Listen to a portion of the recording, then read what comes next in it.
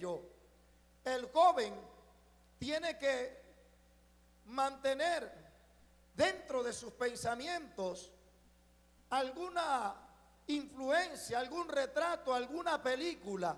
Y eso son emociones externas para que se pueda consumir el acto. Lo que implica que la masturbación, Dios no creó al hombre para que tuviese goce individual, sino para que tuviese el goce entre él y ella, o entre ella y él, mutuamente. De tal manera que cuando el joven en el acto de la masturbación llega a consumir aquello, se está convirtiendo en un joven pecador. ¿Por qué razón? ¿Por qué razón? Porque está violando todo lo que está escrito a través de la palabra. ¿Por qué razón? Porque el joven llega a un acto que se llama fornicación gráfica. ¿Estás aquí? ¿Recuerdan la fornicación gráfica, verdad? El joven necesita un estímulo, bien sea una revista, bien sea una película, o bien sea a través de la internet. ¿Estás aquí? ¿Estás aquí? A través de la internet. ¿Por qué? Porque esas imágenes quedan impregnadas allí en la mente del joven. Y eso se convierte en una fornicación gráfica. Y hablábamos del término fornicación, que proviene del griego forneia, que traduce a ese mismo término porno. Y de allí es donde viene la pornografía, la fornicación gráfica. Tu mente es corrompida, tu espíritu se mancha, tu espíritu se ensucia ante la presencia del Creador. Y hablábamos también que el joven debe también llegar puro y sin mancha al matrimonio.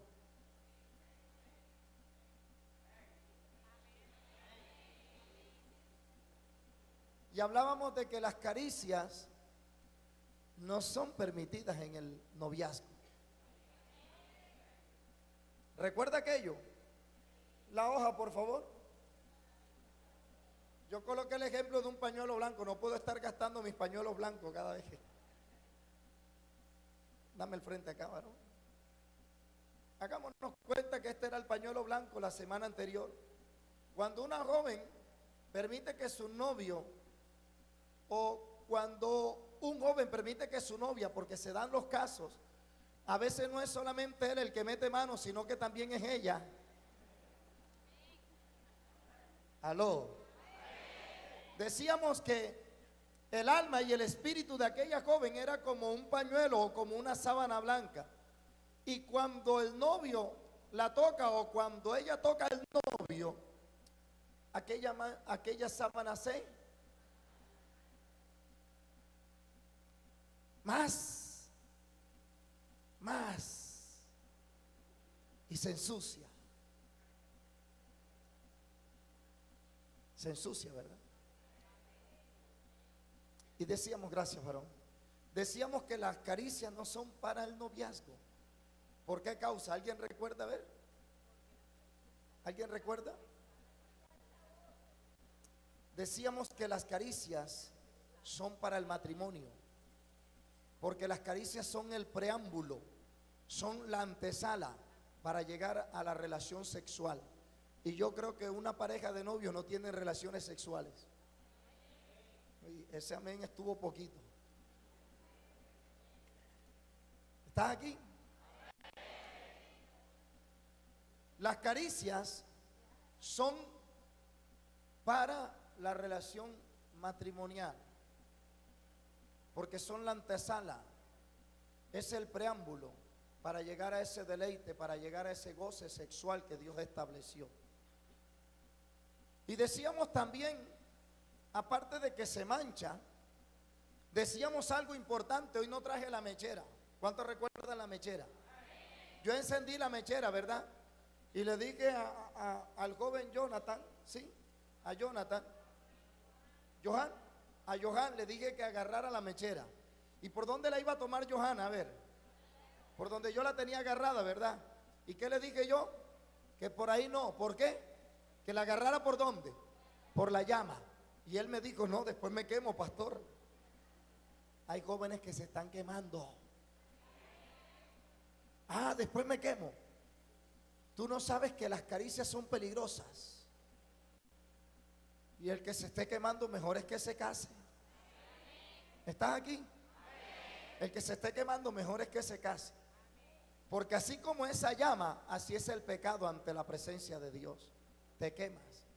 Y este joven no quería tomar la mechera por la llama. Entonces, si no la quería tomar, no acaricies a tu novia. Novia, no acaricies a tu novio. Porque déjame decirte que cuando está la química encendida, decíamos que la química se convertía en ¿qué? En mímica, ¿verdad? Mi caricia te gusta. Entonces, concluimos que si alguno ya ha tenido caricias, porque es un peligro las caricias en el noviazgo, porque es un peligro. Concluí el tema en su primera parte con dos ejemplos críticos y patéticos. El uno, ella hija de una pastora, él hijo de un pastor de iglesias diferentes, se ennoviaron, llegaron a tener relaciones sexuales, ella 16 años, él 17 años, ella quedó embarazada y lo más viable, lo más fácil para aquella pastora y para aquel pastor, de pronto con el criterio de que no hubiese un escándalo, lo más fácil para ellos fue que llevaron a la joven de 16 años a una clínica donde practicaban abortos y la niña murió en aquel asesinato. ¿Estás aquí? Entonces hay un peligro. Hoy vamos a tratar un tema sumamente importante también dentro de la relación en la vida cristiana. El tema se llama hoy el yugo desigual. ¿A cuánto le entregaron una hoja, por favor? ¿Cómo se llama el tema hoy? El yugo desigual. Para esto vamos a sustentarlo en la palabra de Dios. Vaya conmigo a 2 de Corintios. Quería hacer esta introducción antes de entrar al mensaje, para que usted no se ningún detalle. Segunda epístola del apóstol Pablo a los Corintios, capítulo 6, versículo 14. ¿Cuántos trajeron Biblia en esta noche? ¿Ven?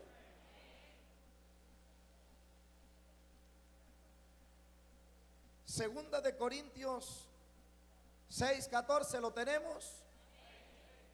Dice así la escritura: no os unáis en yugo desigual ¿con quién? Con los incrédulos. Porque ¿qué compañerismo tiene la justicia con la injusticia? ¿Y qué comunión la luz con las tinieblas? ¿Y qué concordia Cristo con Belial? ¿O qué parte el creyente con el incrédulo? ¿Y qué acuerdo hay entre el templo de Dios y los ídolos? Porque vosotros sois templo del Dios viviente. Como Dios dijo: habitaré y andaré entre ellos y seré su Dios y ellos serán mi pueblo. Por lo cual salid de en medio de ellos, apartaos, dice el Señor, y no toquéis lo inmundo, y yo os recibiré, y seré para vosotros por Padre, y vosotros me seréis hijos e hijas, dice el Señor Todopoderoso. ¿Cuánto le pueden rendir un fuerte aplauso a ese Señor Todopoderoso?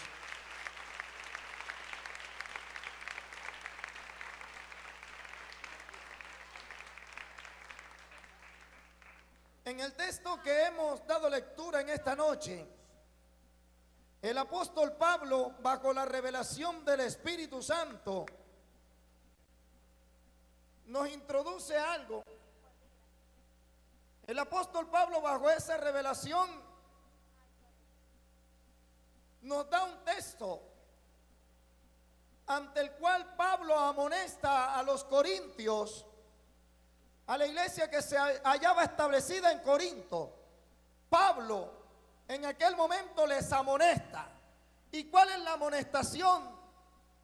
Pablo en aquel momento los amonesta a que no se unan a un yugo desigual. Y más adelante vamos a enseñar lo que es un yugo. Pablo les dice: no os unáis a yugo desigual con los incrédulos. Y vamos a saber también que es una persona incrédula. Y Pablo, en aquel momento, bajo esa revelación, el apóstol Pablo, en ese mismo instante, nos revela una palabra que a mi criterio es la palabra más clave acerca del acontecimiento de la separación del creyente espiritualmente con los nexos del mundo. Nos habla en una palabra clave de la separación que debe tener el creyente, la separación espiritual con las cosas del mundo.